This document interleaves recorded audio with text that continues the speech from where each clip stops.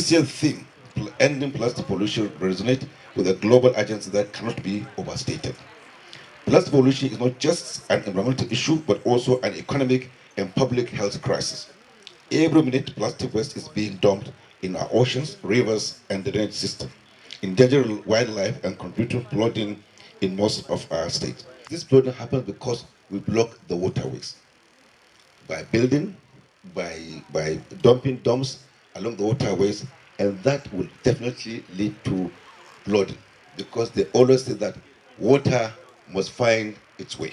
Please don't put light plastic in microwave. Plastic is manufactured from oil, and plastic contains hydrocarbon. When you put light plastic in microwave, this is the driver for cancer. Plastic pollution is a transborder problem that requires a coordinated regional response.